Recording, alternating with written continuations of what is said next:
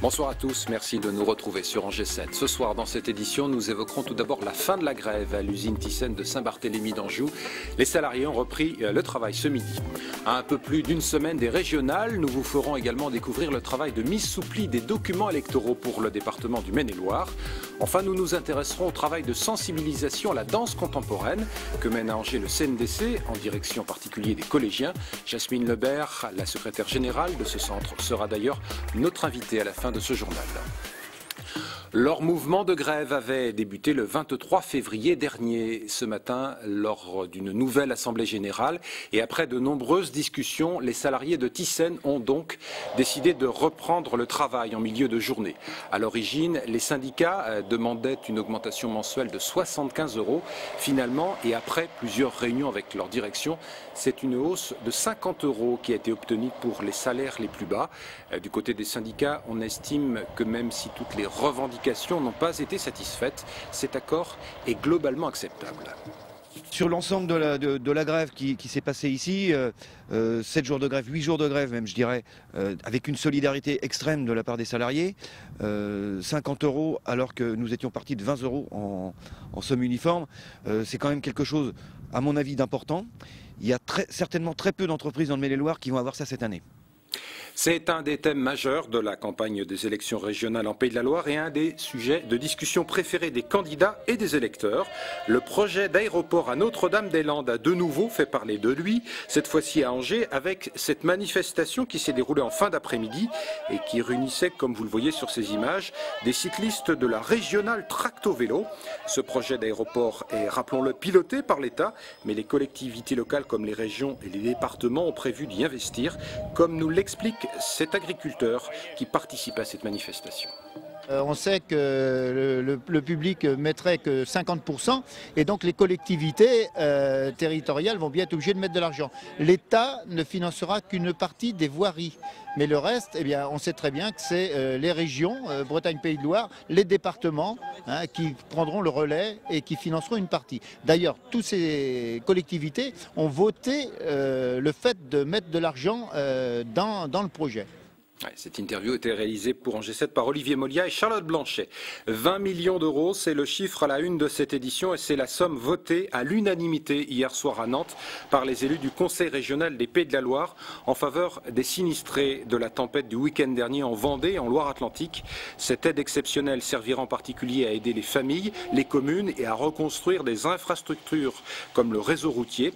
Bien évidemment, c'est le département de la Vendée qui sera le principal bénéficiaire de ce soutien public. Le Maine-et-Loire et la Sarthe recevront également quelques affectations. À noter que pour la minute de silence qui a marqué le début de cette séance du Conseil régional, les chefs de file de toutes les sensibilités représentées au sein de cette assemblée s'étaient regroupés à la tribune.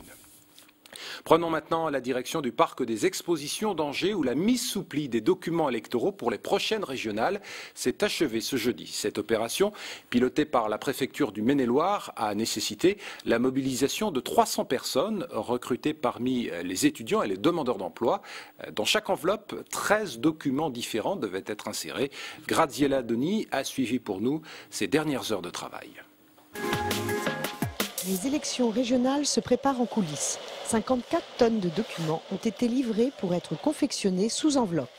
Le travail à la chaîne fonctionne sous l'œil vigilant du personnel de la préfecture qui encadre la mission. Les personnes travaillent par équipe de 3. Chacun a son rôle dans l'équipe. Il faut plier les 13 documents soigneusement de façon à les insérer dans l'enveloppe que recevra l'électeur. Chacun travaille à son rythme, mais l'intérêt pour eux est de faire le maximum d'enveloppes puisqu'ils sont payés à la tâche. En effet, l'équipe gagne 20 centimes net par enveloppe. En moyenne, elle réalise 1000 enveloppes par demi-journée. Mais pour certains, c'est une vraie course contre la montre pour gagner plus. Hier, on a fait 3000 enveloppes, 3025 enveloppes. Donc on a calculé que ça nous revenait à 380 à 400 € par personne. Pour 2 jours. Donc il nous reste cette journée-là, donc il faut compter au moins 200 €, on espère aller plus vite. Si certains gagnent 600 € en 3 jours, chacun a sa méthode pour réaliser la mise sous pli. Il y a ceux qui écoutent de la musique pour rester concentrés, ceux qui préfèrent travailler en communauté dans la convivialité. Ce qui est sûr, c'est que chacun y trouve son compte. Je ne peux pas travailler de longue durée parce que j'ai des problèmes pour faire garder mes enfants. Alors quand c'est des petites missions comme ça de la préfecture, ben, tout de suite on vient. Je suis étudiant, j'avais pas beaucoup de temps sur ma semaine, donc là c'est un travail qui est sur une courte durée, donc c'est ça qui me motivait. Il n'y a pas beaucoup de travail en ce moment, on essaye de se débrouiller pour trouver le plus de travail possible. Vous allez sans doute recevoir bientôt cette enveloppe. Ne vous étonnez pas, s'il y a 7 listes politiques sur 8, la liste bretonne n'a pas eu le budget pour réaliser leurs documents sur papier. Il faudra donc aller sur leur site pour imprimer le bulletin de vote. Oui, puis pour compléter ce reportage, je vous rappelle que toutes les listes qui auront dépassé le seuil des 5% au premier tour de ce scrutin auront droit au remboursement de leurs frais de campagne. Nous allons maintenant poursuivre cette édition en compagnie de Jasmine Lebert, secrétaire générale du CNDC, le Centre national de danse contemporaine d'Angers. Bonsoir, bienvenue à vous. Bonsoir. Nous allons évoquer avec vous cette immersion au sein du CNDC d'une classe de 4e du Collège des Fontaines à Thouarcé. Je voudrais tout d'abord que l'on recadre cette opération dans un contexte plus global. Qu'est-ce qui vous a incité à accueillir pendant une semaine ces collégiens?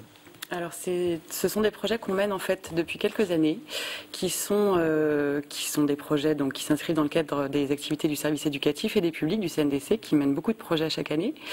Et ces classes qu'on appelle une semaine au CNDC sont inspirées en fait du dispositif des classes patrimoine et de passer une semaine en immersion ou d'une classe verte. En fait, il s'agit tout simplement pour une classe de venir passer une semaine entière avec nous et de se caler sur le rythme de l'activité, des activités du CNDC. Alors il y a de nombreuses activités et tout au long de cette semaine, ces élèves participent notamment à des ateliers. C'était, et on va voir quelques images, le cas cet après-midi, dans l'un de vos studios. Il y a une mise à disposition d'une enseignante ou d'une chorégraphe, je ne sais pas quel est son statut, mais qui a travaillé avec ses élèves. Oui, alors il s'agit de Myriam Le Breton pour l'atelier dont on voit les images cet après-midi, qui est artiste chorégraphique. En fait, quand il passe une semaine au CNDC, donc ils sont complètement comme en résidence en fait. On s'appuie en fait sur toutes les missions du CNDC pour mettre en place des projets éducatifs. Les résidences sont une des missions du CNDC et c'est vrai que c'est à l'image d'une petite résidence d'une semaine que ces classes travaillent avec nous et sont dans les studios, occupent les studios, travaillent avec des artistes et ils ont un planning assez chargé, je dois dire.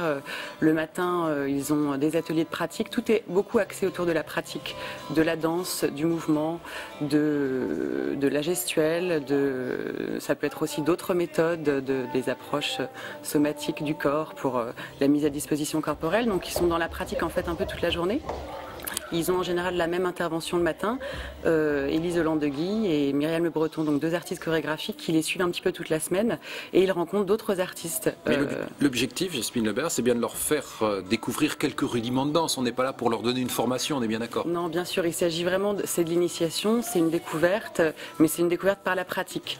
Je pense que l'idée, c'est aussi de changer leur regard sur la danse contemporaine, ou en tout cas de leur apporter un regard par la pratique, parce que ça change tout et que ça change aussi leur rapport à l'autre, leur rapport à l'espace, les notions fondamentales en danse contemporaine, les énergies, la circulation des énergies, le poids, les déplacements qui modifient aussi leur rapport entre eux, je pense, selon la semaine. Ce qu'on va proposer à nos téléspectateurs et à vous également, c'est de découvrir quelques réactions recueillies justement auprès de ces jeunes collégiens de Thouarcé. C'était cet après-midi. Qu'est-ce que tu as fait cette semaine? Raconte-nous. Différentes choses. On a surtout travaillé avec notre corps et puis avec nos bras et notre tête. On a fait différentes choses en fait. C'est intéressant ou pas? Ouais, c'est intéressant. J'ai beaucoup aimé. Est-ce que ça t'a donné envie de faire de la danse ou pas? Pas vraiment, mais j'aime bien ça. Est-ce que c'est un truc de fille, la danse contemporaine? Non, c'est pour tout le monde. Gars, filles, adultes, enfants. Tout le monde est invité? Oui.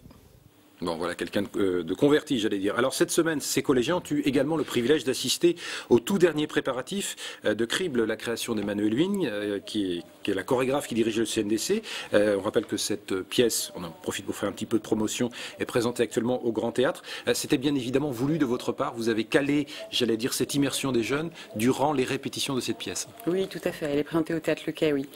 Effectivement, c'est vraiment s'appuyer sur une œuvre, s'appuyer sur une création, donc avec toute la richesse richesse que comporte cette création, en rencontrant Emmanuel, en assistant à une répétition, en rencontrant l'éclairagiste, comme c'était le cas cet après-midi, ou en travaillant avec un des musiciens demain de l'ensemble Rhizome, donc qui interprète la musique en live. Donc de rencontrer effectivement tous les métiers, tous les artistes qui sont au cœur de la création. Alors on a beaucoup parlé des jeunes, des collégiens, mais c'est vrai qu'ils ne sont pas les seuls à bénéficier de cette ouverture du CNDC. Vous proposez à de nombreux publics ces opérations de découverte et de sensibilisation à la danse contemporaine. C'est ce que va nous expliquer d'ailleurs Emmanuel Huynh. On va, je dirais, de la crèche à l'université, en passant par les prisons, les hôpitaux, les personnes empêchées. Et c'est vrai que cet aspect donc, qui s'appelle l'action culturelle, la sensibilisation, en tout cas aller vers le public dit normal, enfin le public, pour aller lui faire découvrir ce qu'est la danse dans son quotidien, c'est une des missions importantes du CNDC. Moi je suis allée récemment à la maison d'arrêt par exemple pour travailler cette question de la ronde et de l'attachement, ou le fait d'être attaché, non, à la fois d'être empêché et d'être potentialisé par le nombre. C'était très fort.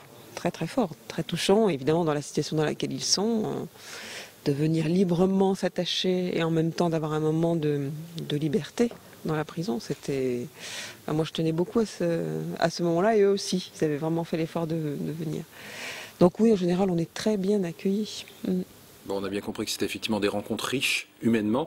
Est-ce que c'est également une manière de désacraliser la danse contemporaine, de montrer qu'elle est accessible à tout le monde, à tous les publics? Oui, tout à fait. Je crois que c'est effectivement en allant sur différents terrains, sur des endroits où des publics qui sont plus éloignés, soit culturellement, ou soit effectivement par la situation, comme à la maison d'arrêt ou à l'hôpital, qu'on touche les publics les plus divers, et notamment par la pratique et la culture, la découverte de la culture chorégraphique. C'est vraiment dans ces deux directions. On va conclure en 15 secondes avec ça. Est-ce qu'il y a un public ou des publics particuliers que vous n'avez pas encore touchés et avec qui vous aimeriez être en contact? Il y en a sûrement, mais c'est vrai qu'on répond aussi à beaucoup de demandes. Il y a tous les ans des projets qui sont nouveaux. Là, par exemple, cette année, peut-être ce sera une demande d'atelier pour du personnel hospitalier, ce qu'on n'avait encore jamais fait. On essaye d'aller aussi en milieu rural avec le festival Vidéo Danse qui aura lieu fin d'année, mais qui s'exporte aussi. Donc vous avez beaucoup de projets. Voilà. Merci en tout cas d'avoir été ce soir notre invité sur ce plateau. On se retrouve quant à nous demain, si vous le voulez bien, pour de nouvelles infos.